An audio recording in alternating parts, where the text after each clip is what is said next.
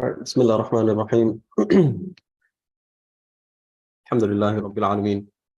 الصلاة والسلام على رسوله النبي الكريم. So we'll begin with the beginning of this book, which is Kitab of Taharah, just to briefly mention a couple of things about the book itself first, inshallah.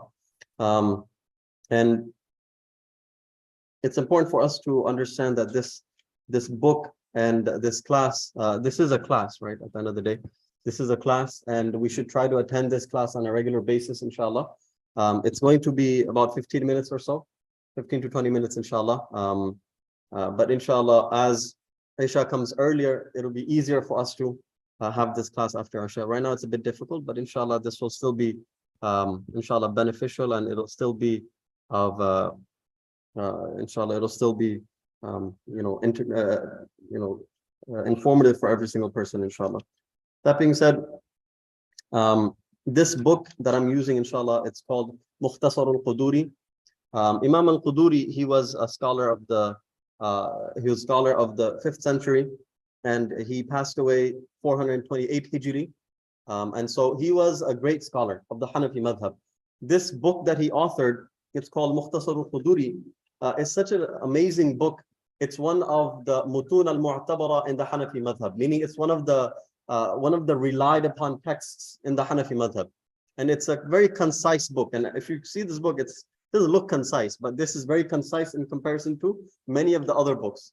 And many people have authored commentaries on this book, right? And this is a widely accepted book throughout the Muslim world. Oftentimes, especially in the Muslim world, this happens, right? That in the masjid, one scholar gathers, and he gathers the people around, and he teaches this book on a regular basis. So this is very common in the Muslim world. This book itself, Mukhtasar al-Quduri, although the name of the book is Mukhtasar al-Quduri, but in the Hanafi world, when you refer to al-Kitab, when you say al-Kitab, Kitab means book, right, in Arabic. When you say al-Kitab, the book, right? In the Hanafi world, it's easily understood to be Mukhtasar al-Quduri. That's how widely recognized and that's how widely accepted this book is. That when you say al-Kitab, it doesn't refer to any other book except this book, right? So this is a very easy to understand and a very informative book, and inshallah will benefit tremendously from this book. Feel free to hold your questions until the end, inshallah. And inshallah, as I mentioned, it'll be about 15 to 20 minutes of class, inshallah, including the questions, inshallah. So just a bit of background about myself. Also, alhamdulillah, those of you who may not know me, alhamdulillah, I'm not just a random stranger who just studied this book once or something. But rather, alhamdulillah, I have my formal education was for 13 years. Alhamdulillah, I memorized the Quran. Thereafter, I spent 6 years just covering the ulum al-shari'iyya, the different the different topics in Islamic sciences, for example, fiqh, hadith, tafsir, Arabic, and so on and so forth, alhamdulillah. And thereafter, I specialized in the Hanafi fiqh, and of course, it's known as the Mufti course, and I studied in South Africa, alhamdulillah, under Mufti Ibrahim Bisai, alhamdulillah, rahmatullah alayh. May Allah Ta'ala have mercy on his soul. He passed away about 2 years ago. So nonetheless, so after coming back, I always had a passion of teaching. And so I thought about what I would teach and where I would teach, right? I wanted to be an imam first and also teach. Alhamdulillah, Allah Ta'ala gave me the opportunity that I'm teaching at Darus Salam in Chicago. For those of you who know Darus Salam in Chicago, the institution, alhamdulillah, I've been teaching there for the past 3 years, alhamdulillah. Online, I've been teaching this book, alhamdulillah. So for the past 3 years, alhamdulillah, maybe a bit more than 3 years, alhamdulillah, I've been teaching this book for Darus Salam, alhamdulillah. And so I truly do enjoy teaching this book. I teach other books of fiqh as well, meaning more advanced books of fiqh, but I really enjoy this book. This book is so concise and to the point, alhamdulillah. That being said, inshallah, we'll start. So he begins Kitab of Taharah. This is the chapter of Tahara, cleanliness. Tahara obviously includes all types of cleanliness. And the reason why he begins with Tahara is because Tahara is, Salah is the most recurring fard, right? Salah is the most recurring fard. And the necessary requirement for Salah is Tahara, to have cleanliness. And so therefore he begins with Kitab al-Tahara. He begins with the ayat of Quran. He says, قال الله تعالى أعوذ بالله من الشيطان الرجيم بسم الله الرحمن الرحيم يا أيها الذين آمنوا إذا قمتم إلى الصلاة فاغسلوا وجوهكم وأيديكم إلى المرافق وامسحوا برؤوسكم وأرجلكم إلى الكعبين. He says that he begins with the ayat of Allah Ta'ala, where Allah Ta'ala says that, O those who believe, when you intend to pray salah, فاغسلوا وجوهكم, wash your faces and wash your arms until your elbows, or including your elbows, wipe your heads and wash your feet up to and including your ankles. And this is in Surah Al-Ma'idah, ayat number 6. So the reason why he begins with the Quranic ayah, despite this not being his norm, he doesn't generally do this. He begins with the Quranic ayah just for the barakah of the Quran. He begins with the ayat of Quran. But generally, as you'll see, as we continue on, he generally does not bring Quranic ayat. This is a concise book, as we mentioned. Therefore, we will not be delving into adillah, into proofs and evidences, but rather it'll be straight to the point of fiqh. And many of us, even if proofs and evidences were presented before us, we would not understand it. Many of us, we are not able to understand the Quranic text or the ahadith. But every single thing here is reference. Every single statement here that he makes is from the Quran or Sunnah or from the ijma' or from the Sahaba. Right? So it's not that he's deviating from that. Rather, he brings the Quran, but rather this book specifically is not meant for evidences or to provide evidences. If you want to study the evidences, there are many other books in detail. They study this. Also, I do recommend, this is not a lecture. This is not a lecture where I just speak and you listen and you leave. But rather, this is a class. So therefore, I recommend you all to either take notes, whether in a paper pen or on your phones or something. That way you won't forget whatever we're discussing, inshallah. And we'll be discussing some very important things. Along with the fiqhi text of this, inshallah, we'll also be discussing contemporary issues, any other masail that may come, inshallah, in the topic. So we'll discuss all of those as well, inshallah. So moving on, he begins Fard al-Tahara. He begins with those things which are obligatory in Tahara, in wudu specifically. And we'll only mention the fara'id today. That's it. We'll only mention the fara'id, and he mentions them. غسل الأعضاء الثلاثة ومسح الرأس. That's it. It's one simple sentence, and that's the entire, I mean, basically, a bit more detail, but that's exactly what we'll be discussing today, inshallah, which is the fard of wudu, according to the Hanafi madhab, is the washing of the 3 limbs and wiping of the head. So understand that when it comes to wudu, right, many of the things that we know are, I mean, for example, many of the things that we do can be sunnah, can be fard, can be wajib, and so on, right? But if we look at wudu specifically, there are 4 fard. The first fard, as he says, غسل الأعضاء الثلاثة. The first fard is to wash your face once, right? And the washing of the face is from your hairline, from the top of your forehead till your chin. This is exactly your face, and from earlobe to earlobe, this is exactly your face. Every single thing that's within that is considered your face. So this must be washed once. It's fard for this to be washed once. Sunnah and everything else we'll discuss later, but fard is one time. So for example, if you have a beard, you must wash through, or you must reach the skin in your beard, right? If you have a thin beard, the water must reach the skin. If your beard is so thick that water cannot go through, then at the very least, you should just wipe through the beard. But if your beard is thin, then you must wash and you must reach the skin. So the face is from the top of your forehead till the bottom of your, the top of your chin, and from earlobe to earlobe. Many people, they forget this part. You see this, the side parts between the beard and the ear. They often forget that, and so be very careful of those. Oftentimes, I've seen many people, unfortunately, doing this. They just splash water on their face. That is not sufficient. But rather, your entire, every single inch, every single centimeter must be washed of your face. You cannot miss out a single centimeter. If a single hair of your face is not washed, then your wudu is not correct. Right? So therefore, make sure that you wash at least once. The fard is once of your entire face. The second is, of course, your arms, right? So you wash your arms from your fingertips all the way to including your elbows. There is a difference of opinion whether the elbows are included or not, but the vast majority of the Hanafis, they say that yes, elbows are included. So from fingertips till elbows, all of that will be included.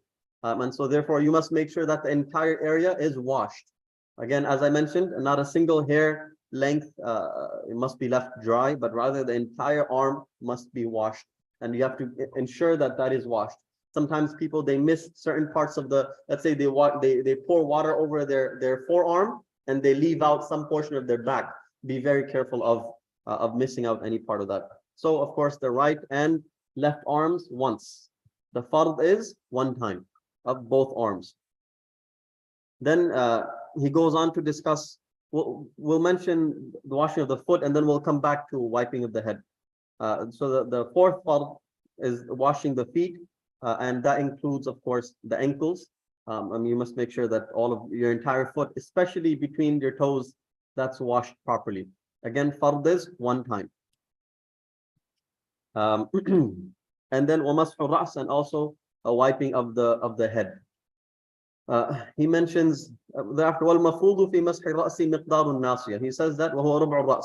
He says that what's necessary for wiping the head, or the amount that must be wiped in the head, is 1/4.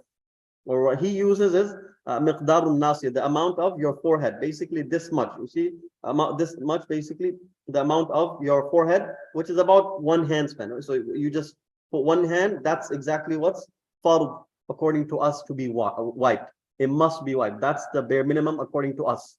There are other scholars which say, couple strands of hair. We disagree with that, right? We say a full hand span of worth of hair must be wiped, and that's the bare minimum. So about a quarter of the head, must be wiped. That's the bare minimum. And so, as I said, it's about the size of your forehead. So about the size of your hand. That's fard to be wiped. Then he, again, as I mentioned, he doesn't generally do this where he mentions a hadith, but he mentions one hadith, and after mentioning this hadith, we'll stop. He says, لما روى المغيرة بن شعبة رضي الله عنه أن النبي صلى الله عليه وسلم أتى سباطة قوم فبال وتوضأ ومسح على الناصية وخفيه.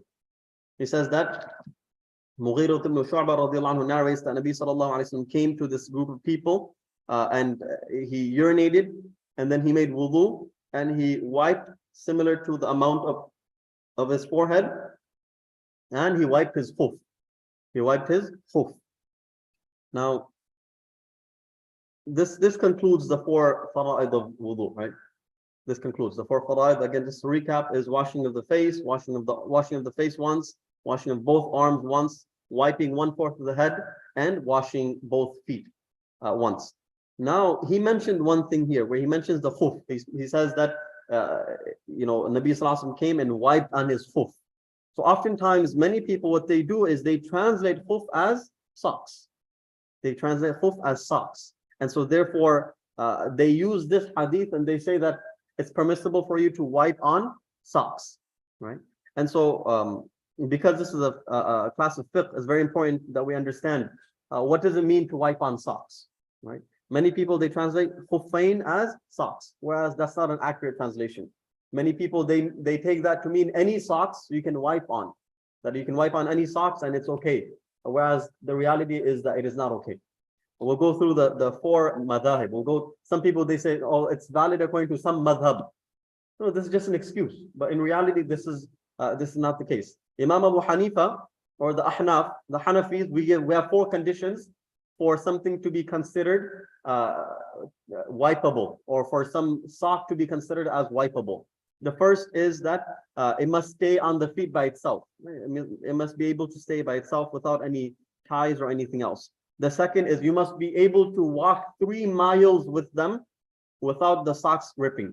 Meaning this is not with shoes, it's just on the socks itself. That you must be able to walk 3 miles on those socks without those socks ripping. The third condition is that water cannot seep through. So if you were to pour water over it, water would not be able to seep through. That's the third condition. Fourth condition is that you cannot see your foot through the sock. For example, if you were to look at my socks right now, yes, you could see it has like small tiny holes in it, and you are able to see the foot. My socks are not waterproof, and so therefore they will, if you do pour water over it, water will go through. And if I were to walk 3 miles, I don't think they would survive, right? And so this is the case with most regular socks. This is according to the Hanafi position. Imam Malik says that the socks must be made with leather inside and outside, so that it resembles khuffain, so that it resembles the khuf at that time. Imam Shafi'i says they must be, the conditions according to Imam Shafi'i is that they must be so thick that water cannot seep through, and also the sole, meaning the bottom of the shoe of the socks, must be made of leather. Imam Ahmad ibn Hanbal, he says that they must be so thick that no part of the foot is visible, and also it remains firmly gripped on the feet, and you're able to walk for a long period of time without them ripping. So these are the four madhabs. These are the four great scholars and the four great schools of thought. And so this, according to all four of these schools of thought, it's not permissible to just wipe on regular socks, but rather you must have leather socks or socks that fit these criteria. They do have some socks. For example, there are a bunch of companies that now, mashallah, are authorized, and they sell socks that are, that can be considered as khuffain. And so therefore we should buy those types of socks. But this doesn't mean all socks. Unfortunately, there is a misconception, and unfortunately, people, due to lack of knowledge, especially, they say, oh, it's okay, and we can just do any socks. Why? Because look, the hadith says sock, right? Whereas the person who translated, they translated khuffain as socks, but they didn't attach also the descriptions or what exactly the definition of socks are, right? These are not just regular socks that we wear today, but rather they are specific socks. To the point that in this one book, Bada'i al-Sana'i', I have it in my house, in my library. It says that it's unanimously agreed upon amongst all the scholars that if water seeps into the socks, it is not permissible for you to wipe on them. Right? This is a unanimous condition that's accepted by all the scholars, right? Or at least the notable scholars, the legitimate, senior scholars that we have. They all agree that you cannot just, if water seeps through the socks, we're not able to wipe on them. See, the reality is that we're not here to make life difficult, right? If it were easy, if it were such that you were able to wipe on socks, or if there was a viable option, if there was a legitimate opinion that allowed to do so, I would be the first to take that opinion. Right? I would be the first. Why? It makes our lives easier. Why would I make it difficult for myself and all of us? Nabi Sallallahu Alaihi Wasallam, he says, Inna Deena Yusrun. He says that the deen is really easy, right? The deen is a relatively easy religion, but we have to follow the rules and regulations. So therefore, we understand that there's not just regular socks, but rather specific socks. And you can find online, there are many different types, not many, but there are a couple of socks that are approved by the scholars to be legitimate and to be suitable for wear and for you to wipe over. And that's an entirely different portion, inshallah. We'll discuss that another time, inshallah. But that suffices, inshallah, for today's lesson. The four fara'id of wudu, including the aspect of khuffain. Any questions, inshallah? If you have any questions, just raise your hand, or you can just text your questions. Very good question, right? So according to us, so the question is that is the order necessary? So according to us, no, right? According to us, we say that it's not necessary, which is very important, by the way, right? Because there are other scholars that say that, for example, other scholars, they say the order is important, number one. Other scholars, they say that the intention is important, number two, right? So meaning you have to make intention before you do all of these things. Other scholars, they say that you must wipe, or you must rub the parts of the face or the arms or the feet that you wash. It's not just sufficient for you to just put your arm under the faucet, but rather you must wipe, or rather rub your arm, right? So alhamdulillah, we don't have those requirements.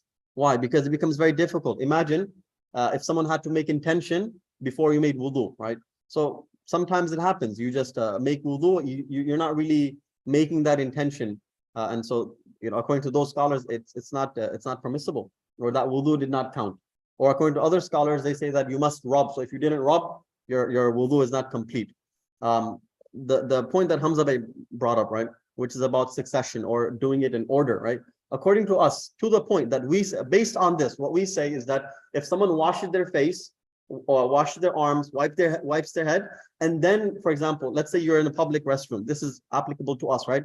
You're in a public restroom. You obviously you want to wash your face. You want to do wudu quickly, but then people came in. Now, last thing you want to do is get stuck with your foot in the sink, right? So therefore, what do? You can take a water bottle, and now you can go outside, for example, or you can go to the toilet, for example, right?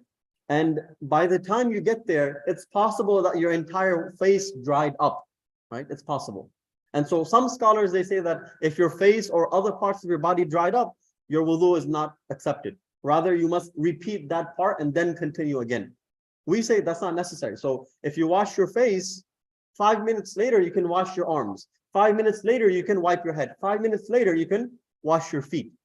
Understand? There can be a gap between them, and that makes it very easy for us to follow.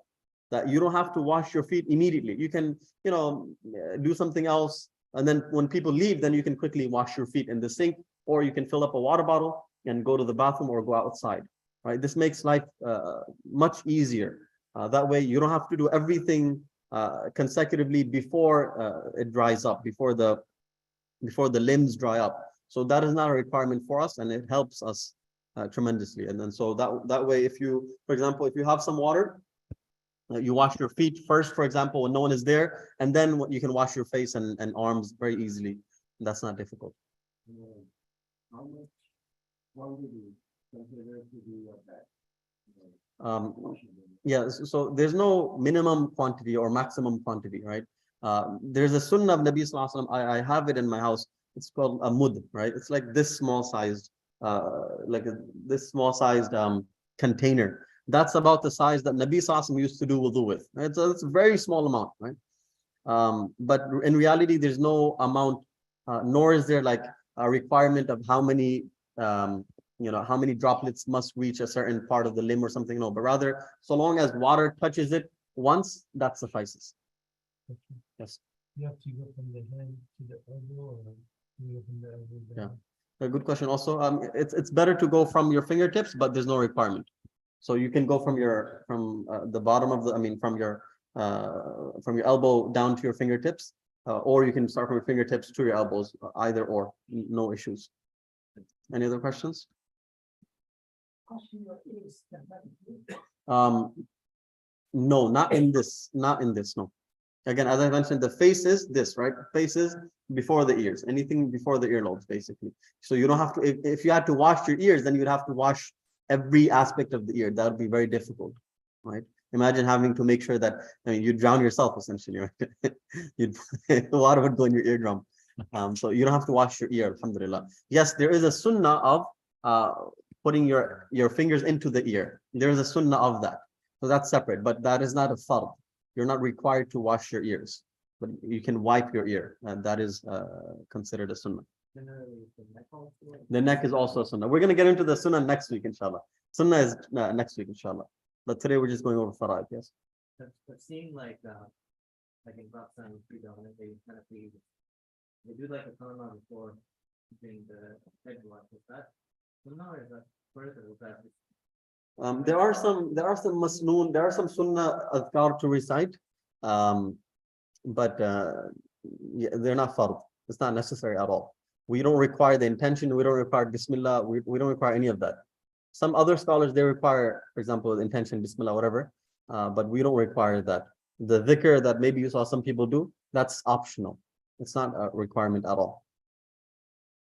What about drying?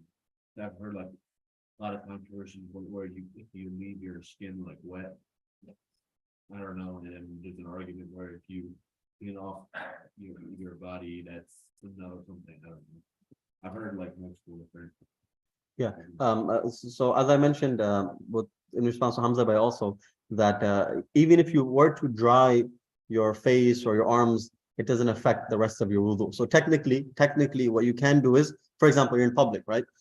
You wash your face, you wash your arms, you wipe your head, and then someone walks into the bathroom. You can go and dry off your face, you can dry off your arms, and so on. And then by the time when that person leaves, then you can wash your feet. later on, after you have dried your face and your arms. According to our scholars, and yes, to answer the question online as well, when I say we're referring to the Hanafi scholars, yes. We say that it's okay for you to dry the limbs of your body and then wash the other limbs of your body as well. Nothing wrong with that. Any final questions? I think the brother was saying that if the drying of the body is required or not. Was that Something of that nature, it's Yeah. like, You're not required to dry your body. You can either, it's sunnah to use a towel, it's sunnah not to use a towel. like, some people say that like you shouldn't leave it wet. Yeah. I'm not sure why. but- No, there's no requirement of that. Any last question? What kind of water? What kind of waters? A very good question. I mean, water, there's a lot of explanation to it. I don't think they mention it in this book, but generally, just to basically understand it, it is flowing water, which is pure. Generally, that's a good explanation for it. So flowing water, right? So for example, you have a small creek, you have a small pond, or you have like a river. Those are all generally okay, right? So long as someone doesn't urinate directly around it, it's okay. Flowing water generally is okay. And yes, you're right. Here we have flowing water, but other places they don't. And so therefore, it's also important to understand what types of water are permissible for use as well. Inshallah, we'll talk about that another time as well, inshallah. Someone is asking, okay, how to contact me. I'll just text my number. I'll just text it to everyone. Inshallah, feel free to, if you have any questions, inshallah, you can contact me, inshallah.